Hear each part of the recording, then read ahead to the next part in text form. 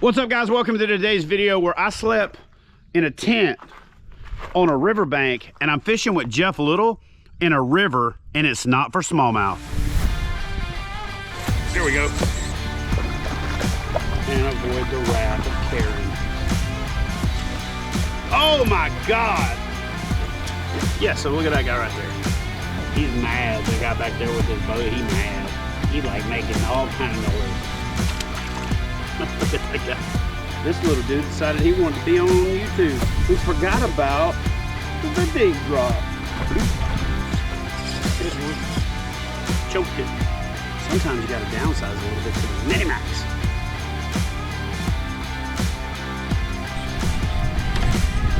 You know what's better than river fish? Two river fish. Fish on! That's a toad, brother. Golly!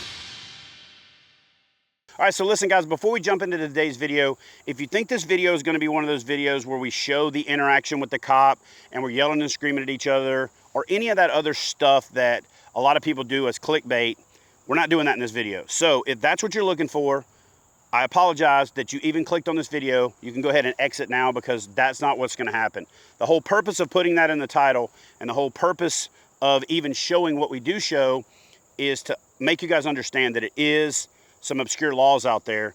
And to frame this up, I'm not some guy that went and fished in Virginia one time and I'm making claims about access. I actually spent 14 years of my adult life in the state of Virginia on active duty. Most of my Navy career was in Virginia, and I've hunted and fished all over the state. And I actually went so far as to call a Virginia Department of Game and Inland Fisheries officer to make sure what we were doing was legal.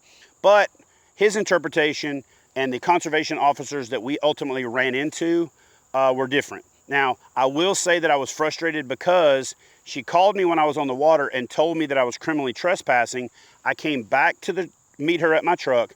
I proved to her that I wasn't criminally trespassing. Then she switched gears and cited me for parking in a Virginia Department of Transportation right of way, which, by the way, happens all the time.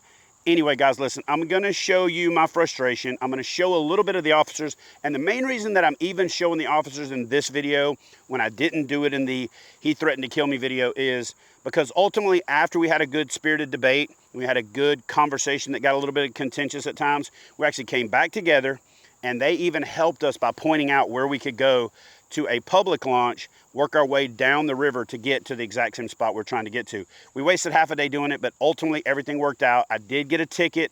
I will put some links in the description box to help you guys understand the law that you need to be aware of in the state of Virginia. But other than that, let's get to it, catch some fish, and have a good day on the water with my good buddy, Jeff Little. All right, so listen, we just finished up the KBF Trail and Pro Series on the Potomac River. Had a great time there. Didn't really get to fish as much as I want. Did some exploring in some places where I steered clear of the anglers, but it didn't pan out. I was trying to find fish in places where they just hadn't quite moved up yet. So what we're doing today is I'm connecting with my good buddy Jeff Little. We're doing some backwaters, backwoods, borrow pit / oxbow / isolated creek, fishing in a place where Jeff has come to before and cleared the way by chainsawing out some of the laydowns. And guys, we're going to be fishing for fish that probably haven't seen a lure in a couple of years, if ever. You're not going to want to miss this. Here we go.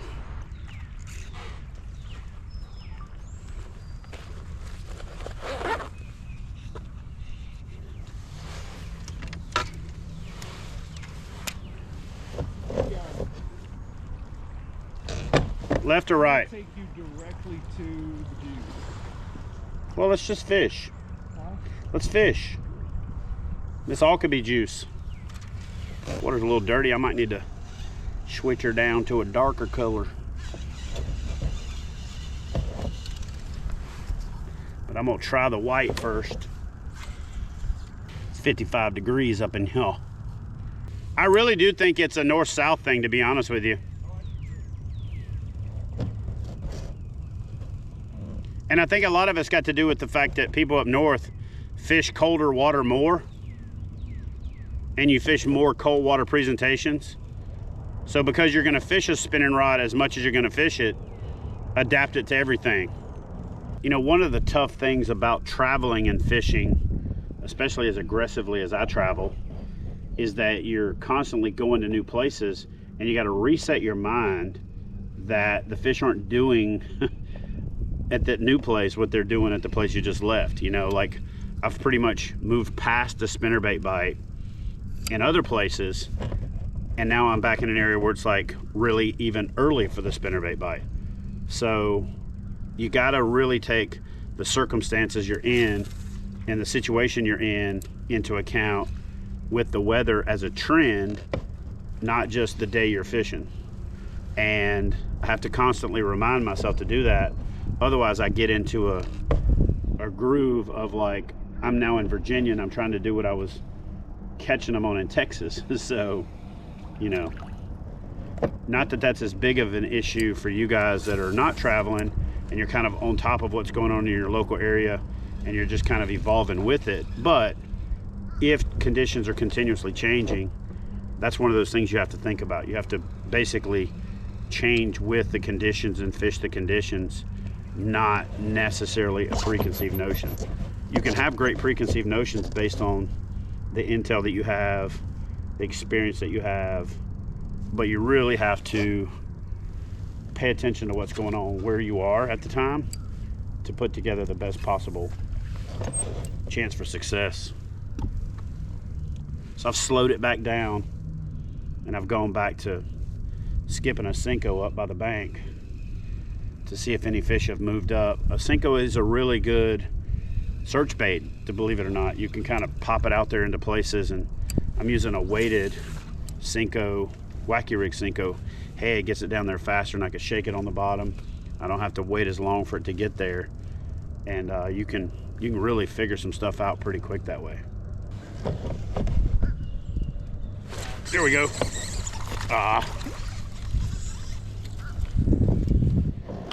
Well, there's fish here. That joker knocked the fire out of it on the fall.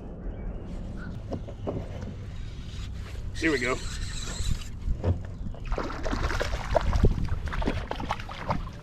Huh? It'll count.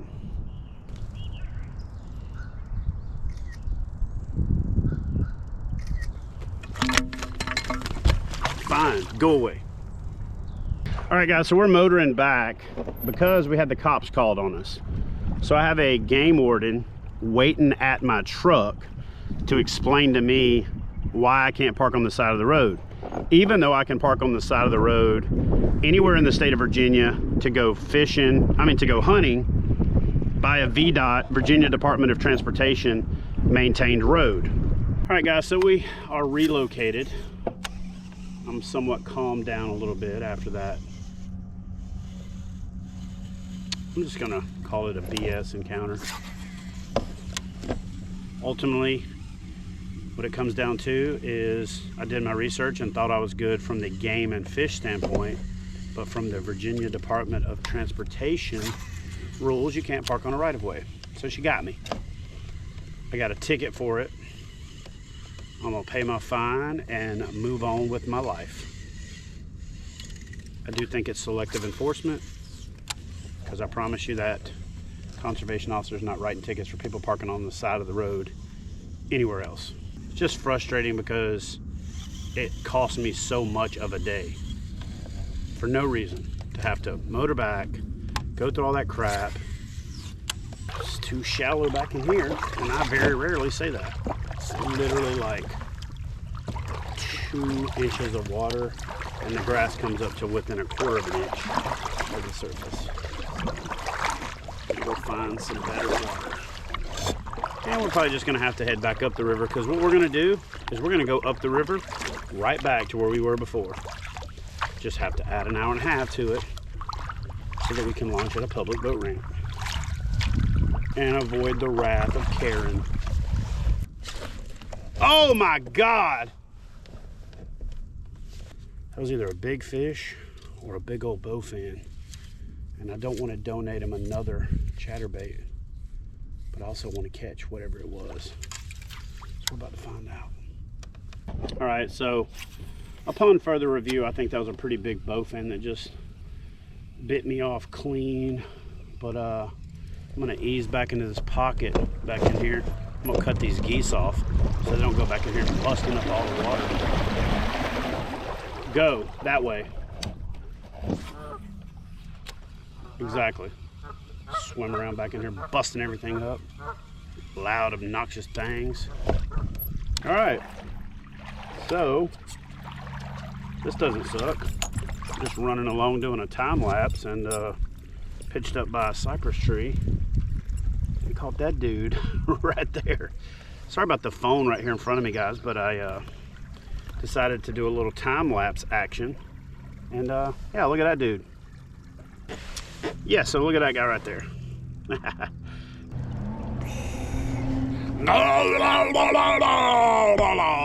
He's mad. The guy back there with his boat, he mad. He like making all kind of noise with his Evinrude Johnson Mercury 157. And I say that because his motor had parts from all 3 major brands on it. Got it one piece at a time. That's why I got a 55, 65, 75, 55, 56, 57, 58, 59. 72 Chevrolet. What is it? What did it end up being? 58, 59, 70. No, it's like 4 years. No. He probably lists about a dozen. That's what I'm saying. Do you remember what year he finished on? That's why I got a 56, 57, 58, 59, 57, 59, 62 Chevy.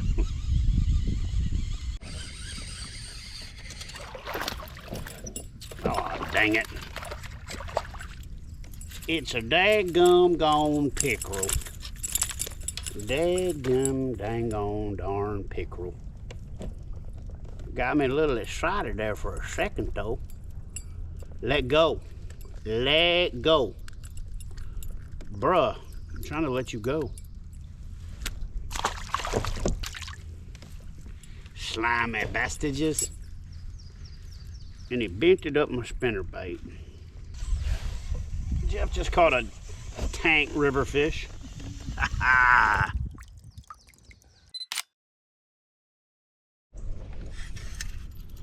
Jeff Little just said, I want you to finesse fish this spot up here. Does he know me? Finesse. Psh. You kidding me? Are you kidding me, yo? How is that not a fish, bro?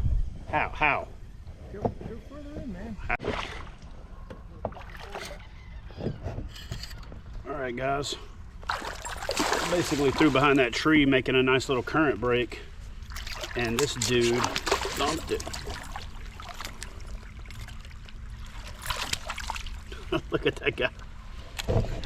I'm gonna keep easing up so I don't lose ground.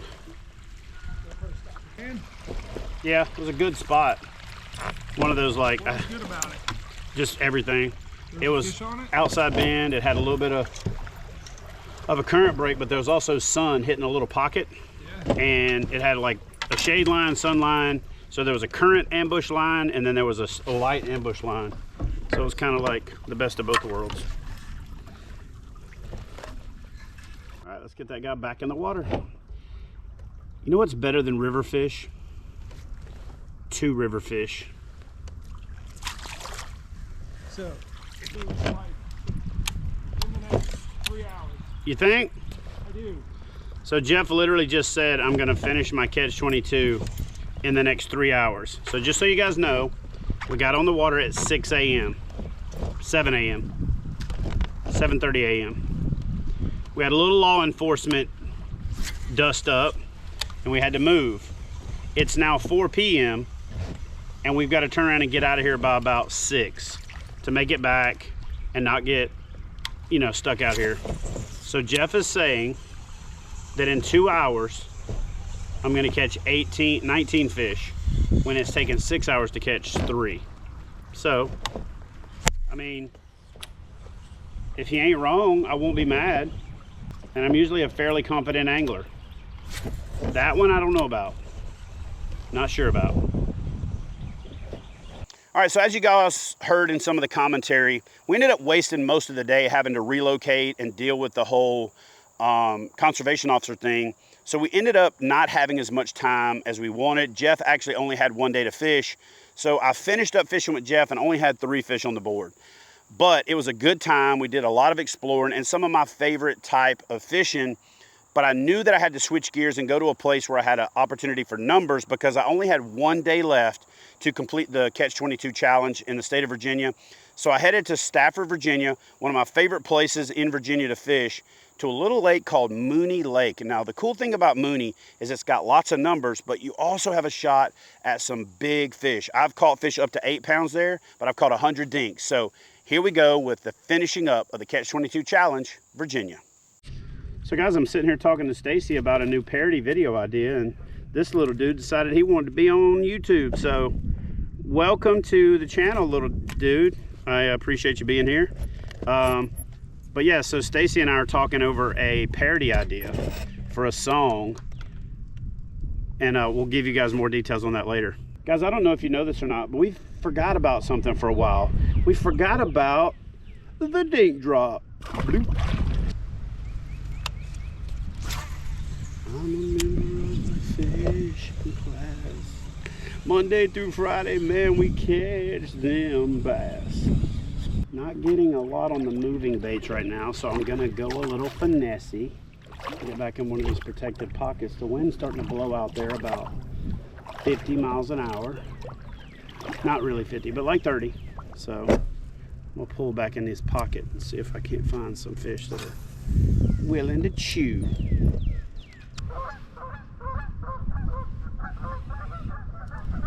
Oh yeah, tree pounder.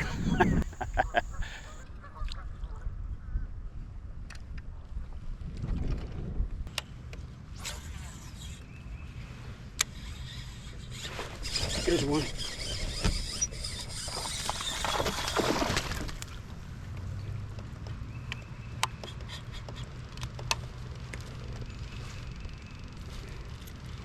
Choked it. There's another fish. Now that the sun went behind the clouds a little bit, they're starting to hit this jackhammer. I've tried SENKOs and downsizing to a finesse, shaky head, and a couple of other things, but downsizing to that mini max has been actually the ticket. That mini max from Z-Man. So sometimes they'll hit a jackhammer. Sometimes you got to downsize a little bit to the mini max. Well, that fish flopped off the board before I could get a picture of it because I was being stupid. 100% my fault, but I also should have had the board down in the bottom of the kayak instead of up on my lap. Dang it. That's 2 today. It's costing me. Wind ain't no joke. Well, I didn't realize the camera was off, and I just caught that little dude. Yet another one on the old Mini Max. So I'm gonna get this one measured and not let it jump off the board. There we go. I'm gonna photograph this thing because the fishing been tough with this wind. He is getting photographed.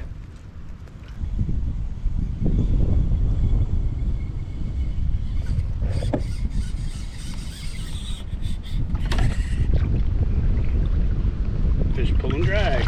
Look at that. It's a good fish, guys. Oh no! That's why you use a freaking net. Dang it. Dang. Pull, drag. That was the biggest fish of the day. Oh no! And I was trying to be all fancy.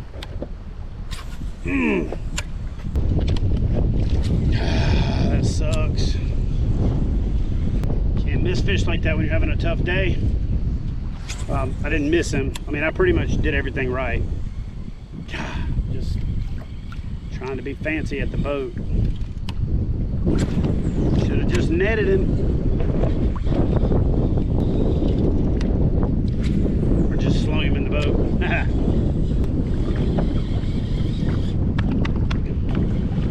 All right, guys, so I hope you enjoyed this video. Listen, I realize it's a little bit out of season, but I got to give a big shout out to my son, Austin, who is doing a great job of catching up on all of these older videos.